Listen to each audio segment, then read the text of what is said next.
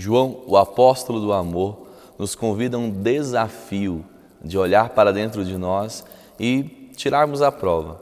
Será que realmente somos verdadeiros cristãos? Quero falar hoje com você sobre os traços que revelam a veracidade do nosso cristianismo. Fique comigo nessa Escola Bíblica Online e vamos crescer no Senhor.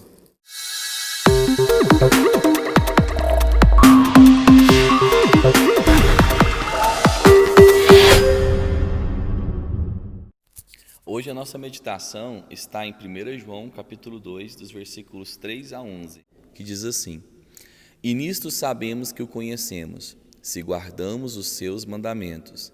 Aquele que diz eu o conheço e não guarda os seus mandamentos é mentiroso, e nele não está a verdade. Mas qualquer que guarda a sua palavra, o amor de Deus está nele, verdadeiramente aperfeiçoado. Nisto conhecemos que estamos nele. Aquele que diz que está nele também deve andar como ele andou. Irmãos, não vos escrevo mandamento novo, mas o mandamento antigo que desde o princípio tivestes. Este mandamento antigo é a palavra que desde o princípio ouvistes. Outra vez, vos escrevo um mandamento novo, que é verdadeiro nele e em vós, porque vão passando as trevas e já é verdadeira luz alumia. Aquele que diz que está na luz e aborrece a seu irmão, até agora está em trevas, mas aquele que ama seu irmão está na luz e nele não há escândalo. Mas aquele que aborrece a seu irmão está em trevas e anda em trevas e não sabe para onde deve ir, porque as trevas lhe cegaram os olhos. Em nosso estudo de hoje vamos concentrar as nossas atenções a duas evidências principais daqueles que são verdadeiramente cristãos. A primeira delas é a obediência e a segunda o amor. Para falar de obediência, nós temos que entender que essa foi uma perspectiva que foi muitas vezes interpretada de diferentes formas ao longo do tempo. Para os gregos, o conhecimento de Deus aconteceria a partir de uma jornada intelectual, ou seja, através da especulação conheceríamos quem Deus é. Dessa forma, Deus seria produto de um intelecto, de uma investigação intelectual sobre o seu ser. Mais tarde, os gregos focaram em uma experiência, ou seja, no conhecimento de Deus experiencial. Seria a religião narcotizantes, ou seja, lembra aquela palavra de narcóticos? Significa então que através de um puro emocionalismo, com uma liturgia cativante, com ambiente sensual, com incensos que mexiam com os sentidos, ou seja, todos os sentidos do ser humano estavam inclusos nessas experiências. Dessa forma, temos então um conhecimento de Deus emocional, baseado na experiência, ou seja, nos 5 sentidos. Essas duas ideias opostas, mas ao mesmo tempo, foram uma evolução daquilo que os gregos entenderam como conhecimento de Deus. Primeiro, louvando o logos, ou seja, louvando o intelecto para conhecer a fundo através de especulação investigativa, intelectual, através dos estudos, ora emocional, trazendo então esses momentos de catarse, ou seja, esses momentos de sair do corpo, de ter uma experiência emocional. Muitas vezes nós vemos dentro do evangelicalismo brasileiro duas dessas tendências, mais recentemente a segunda, de religiões que são pautadas nas emoções. É claro que com isso nós não queremos dizer que o cristianismo não envolva o intelecto, até porque nós temos culto racional, e também não envolva as emoções, até porque o arrependimento cristão trabalha as emoções e não é impossível nós nos relacionarmos com Deus pessoal sem que os nossos afetos, nossas afeições sejam por Ele transformadas, tocadas e dialogadas. Mas o que nós vemos então como conhecimento verdadeiro de Deus é a perspectiva judaica cristã, que vai na contramão dessas duas correntes que os gregos tentaram dizer. Importante dizer, torno a repetir, que nessa experiência judaica cristã, a verdadeira revelação vai passar pelo intelecto e pelas emoções, mas nenhum dos dois são exponencializados de maneira que fosse só aquilo. Quando eu retrato o cristianismo a partir apenas de uma perspectiva intelectual ou emotiva, nós deixamos de entender o ser humano como um ser completo de coração e corpo, ou seja, uma unidade que compreende esse Deus. Então essa revelação judaica cristã, ela envolve isso, mas não é apenas isso, mas não vem do ser humano, nem dos seus esforços para conhecer Deus pelo intelecto, nem da sua boa intenção de senti-lo como uma energia forte que vai envolver suas emoções. A revelação trata então de um Deus que se revela ao ser humano, ou seja, de um Deus que vem se mostrar para esse homem.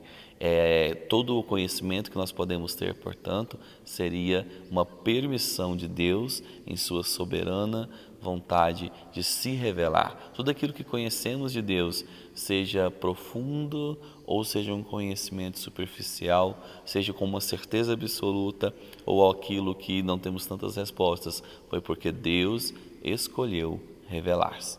Portanto, o verdadeiro conhecimento de Deus vem desse Deus que se revela. Quando Jesus perguntou para os seus discípulos quem as pessoas diziam que ele era, Pedro, orientado pelo Espírito Santo, disse: Tu és o Cristo, Filho de Deus vivo. E a resposta de Jesus para esse homem de Deus foi: Bem-aventurado és, Simão Bar-Jonas, porque não foi em carne nem sangue que te revelastes. Ou seja, é uma revelação que o próprio Espírito Santo traz àqueles que o Senhor deseja demonstrar quem Ele é. Portanto, isso é muito importante nós compreendermos. Cristo é a revelação perfeita de quem Deus é, de um Deus que escolheu se revelar à humanidade. Uma vez compreendida o veículo do qual Deus se revela, que a partir da sua revelação, esse conhecimento vai ser provado, ou seja, confirmado através da obediência. Cristianismo é obediência. O apóstolo João diz aqui que aquele que conhece a Cristo é quem o obedece. A obediência, portanto, é a grande marca daqueles que viram a revelação de Cristo em seus próprios corações e em sua vida. Nós não conhecemos a Deus pelo tanto que estudamos sobre Ele ou pelo quanto ouvimos dele. Lembra de Jó? Ele disse que conhecia Deus de ouvir falar, mas depois de contigo andar, ou seja, na caminhada dessa semelhança, na caminhada de compreender o Senhor, de entendê-lo no seu sofrimento, fez de Jó aquele que conhecesse o Senhor. Mas lembre-se da sua história e o quanto a obediência permeava toda ela. Então aqui nós temos essa questão de obediência como sendo uma grande prova de fé. Mas eu queria trazer uma reflexão importante também. Não quer dizer que porque eu leio, compreendo e tomo uma atitude racional eu passo a obedecer. Passa por isso, mas não é apenas isso. É como se nós pegássemos o exemplo de um empregado, de um escravo e do filho. O escravo, ele obedece porque senão ele apanha, ou seja, a vida dele depende daquilo, ou senão ele vai ser castigado por não obedecer. O empregado obedece porque ele no final do mês vai ter o seu pagamento, ou seja, ele vai obedecer porque ele precisa obedecer, porque se não obedecer ele não vai ter o que vestir, não vai ter o que comer, não vai ter como cuidar da sua própria família. Mas o filho obedece porque ele ama, porque ele recebeu amor, ou seja, o pai o ama e dessa forma ele obedece porque ele ama o pai. Então a forma da obediência do filho é uma resposta ao amor, de entrega ao amor que doa, ao amor que faz tudo dos seus pais por ele. Então nós podemos entender com isso que a obediência ao Senhor, que revela o verdadeiro cristianismo, não é uma obediência de um escravo que tem medo de apanhar porque ele não está obedecendo. Não é medo de apanhar de Deus, não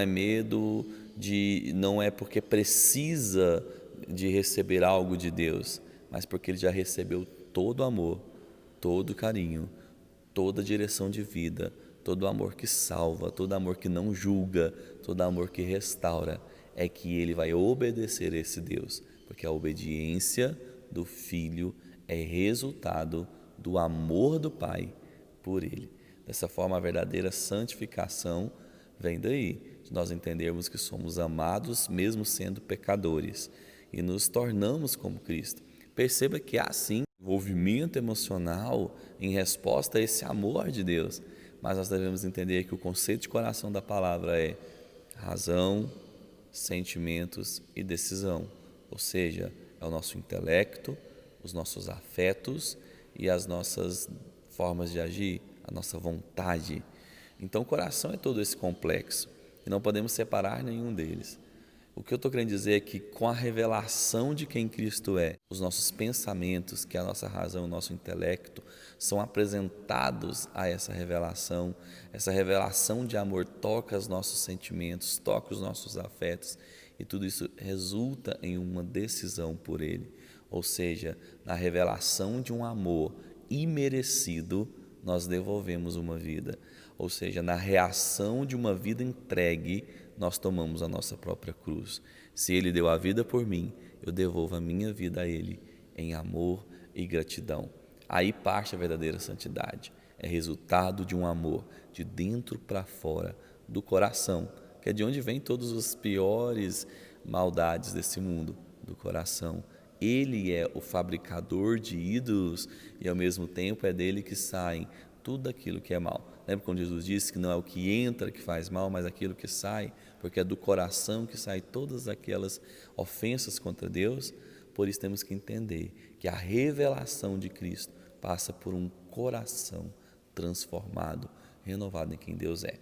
Isso distancia muito dos gnósticos da época de Cristo, porque ao separar entre a matéria que é má e a consciência que é boa e perfeita, nós vimos que esse povo era muito amoral, ou seja, eles viviam numa imoralidade, fora dos padrões daquilo que Deus nos traz, até porque a carne é má e pode ser rejeitada.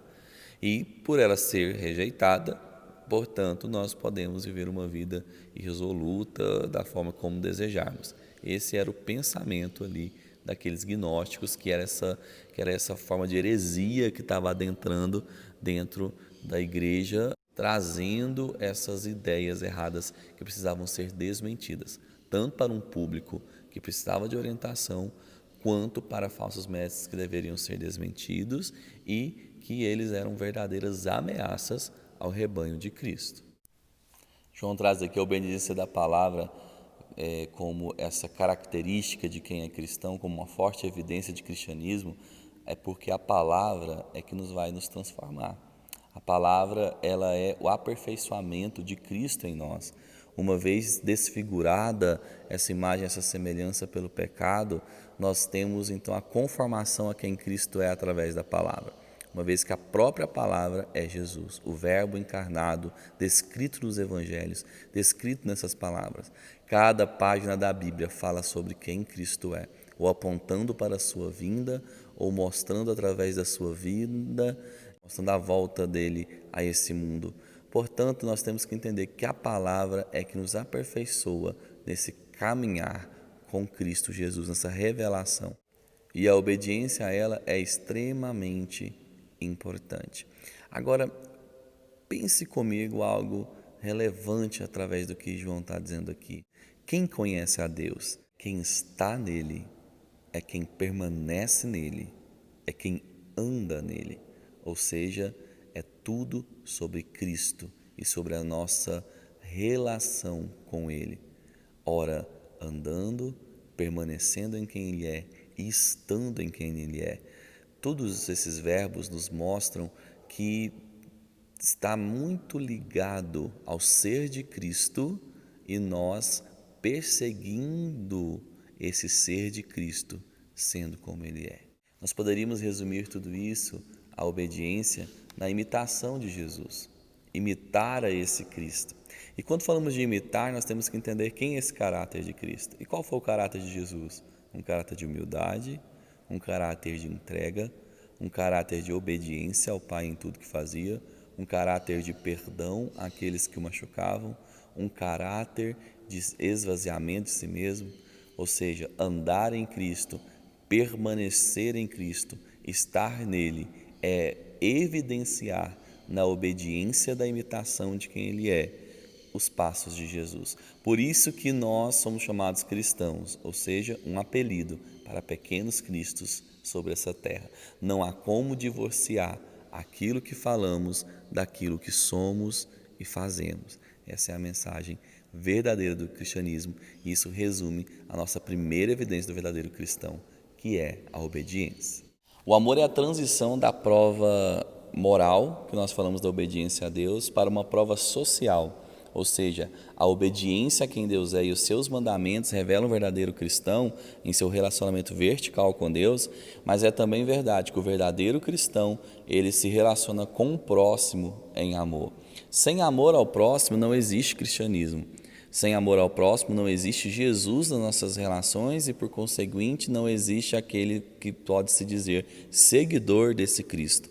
Nós vamos falar agora então sobre a importância do amor para a significação do cristianismo. Sem esse amor, nós não podemos ser chamados cristãos.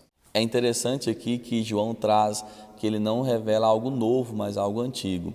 Mas, ao mesmo tempo, é um novo mandamento. Então, como que a gente entende essa aparente contradição?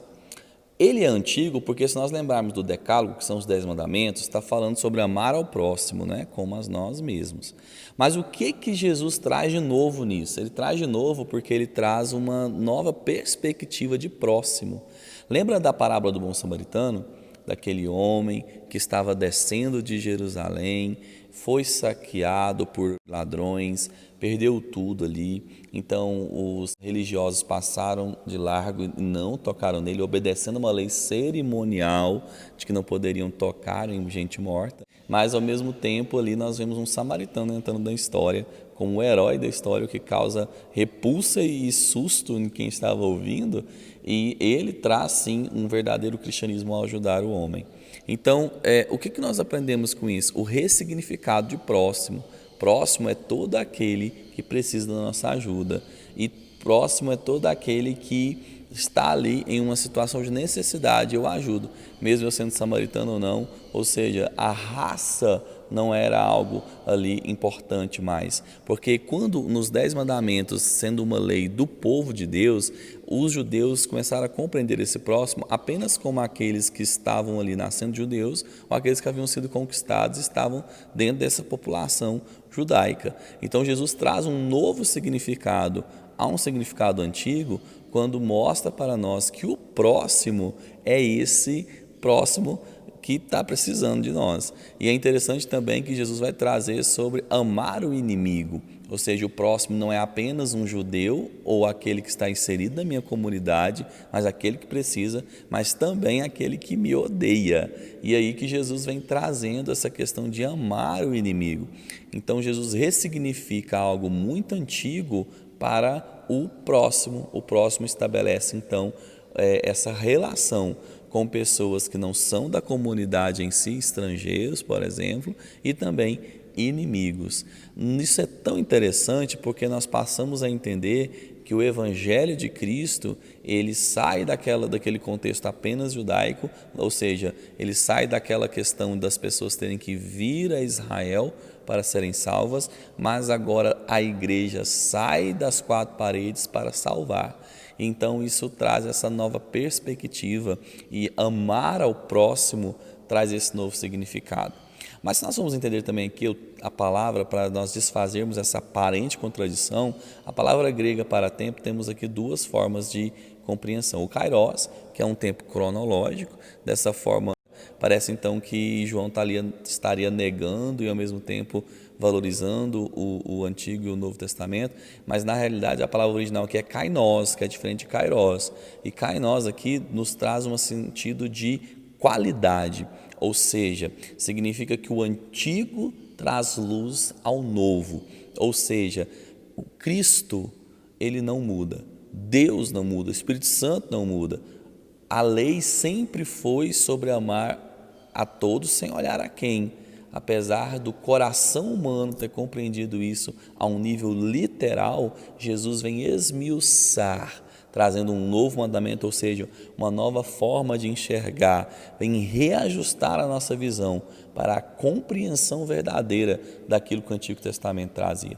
É como se nós compreendêssemos um quarto desligado da luz e você consegue ver algumas coisas, mas Jesus, como luz do mundo, veio clarear toda a lei, veio obedecer toda a lei. Então você acende a luz daquele quarto e tudo começa a fazer sentido, mostrando que tudo apontava para quem Ele é. E em quem Ele é não tem como ter exclusão de pessoas, não tem como ter acepção de pessoas, a não ser amar a todos, amar ao próximo como a si mesmo.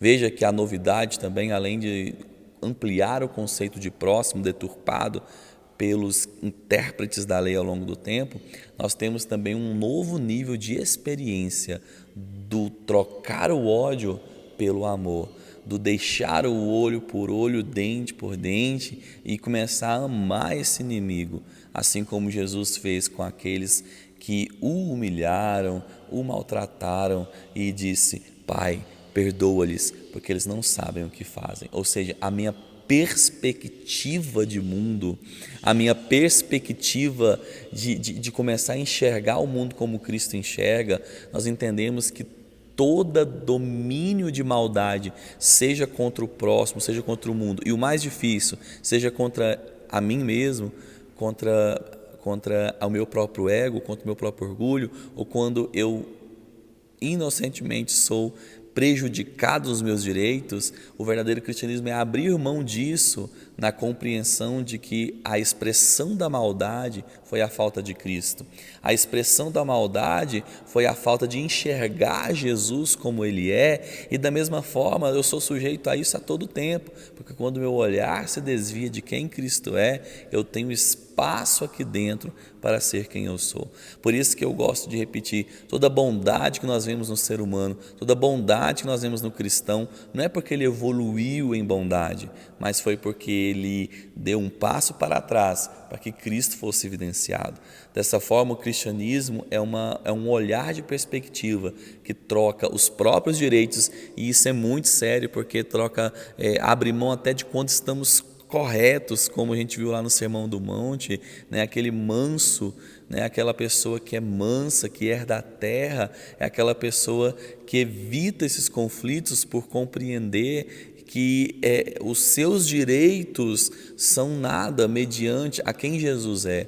Se eu preciso defender o meu direito ao ponto de deixar de lado quem é Jesus, é melhor que eu deixe os meus direitos para que Cristo seja evidenciado em mim. Em suma, Jesus é o protagonista e a verdadeira razão da nossa vida. Nossos direitos ficam em segundo plano.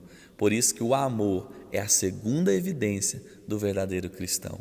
Esse homem ou esta mulher que obedece a Deus em um relacionamento vertical, em uma prova moral, vai a partir de uma prova social demonstrar esse amor ao próximo. Veja comigo que isso é a correção do que aconteceu no jardim. Ao desobedecer a Deus, ou seja, aos mandamentos, não coma desse fruto, na máxima essa árvore é proibida, eles desconfiam de Deus, o mal entra em seu coração. A partir daquele momento, ele tem o seu relacionamento com Deus desfigurado, mas não apenas isso. O homem com a mulher vai ter uma relação conflituosa, e nós vimos depois no primeiro assassinato, como filhos desse primeiro casal, né, um matando o outro, a gente percebe que os relacionamentos também se tornam fragilizados, egoístas, e tudo passa a uma interpretação do eu em detrimento do próximo. Então, por isso que o amor é uma verdadeira marca do verdadeiro cristianismo. Tanto é que aqui João vai falar sobre a luz, né? Aquele que está na luz, ele ama o seu irmão. E luz e amor são equivalentes, assim como trevas e ódio também são equivalentes. Quando então eu odeio alguém, ou quando então eu não suporto e não sei lidar com aquela pessoa, porque ela é extremamente difícil, significa então que eu tenho atitudes de um filho das trevas e sirvo em última instância ao diabo, que é o príncipe das trevas. Mas quando eu amo aquela pessoa, apesar dela ser quem ela é, e não consigo divorciar as minhas atitudes de entrega e minhas atitudes de honra a quem ela é, mesmo ela não merecendo, eu estou então demonstrando o caráter de Cristo, que me amou, mesmo quando eu o odiava. Esse é o grande segredo e a grande chave do amor ao próximo, porque Cristo nos amou, nós ainda sendo pecadores. Nossa atitude com Ele era de ódio. Portanto, amar nossos inimigos é demonstrar o amor que Cristo teve por nós. Quando eu entendo o amor profundo e maravilhoso de Cristo por mim, me é impossível não amar o próximo, porque se Cristo foi capaz de amar um vil pecador como eu, como o pior dos pecadores, como dizia Paulo, e todos nós devemos procurar essa consciência, assim poderemos amar o próximo, porque se Ele nos amou, nós não devemos rejeitar e reter esse amor ao outro. Bom, essas são as grandes duas marcas de verdadeiro cristianismo que eu queria compartilhar com você nessa nossa aula, e eu espero que você venha refletir sobre isso.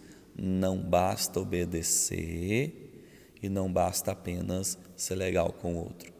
A revelação de quem Cristo é me torna um filho obediente que ama o próximo, que distribui esse amor, que parte de olhar para o irmão mais velho, que é Jesus, e no meu exemplo conquistar, inspirar a confiança de outros irmãos nessa caminhada rumo a quem Cristo é.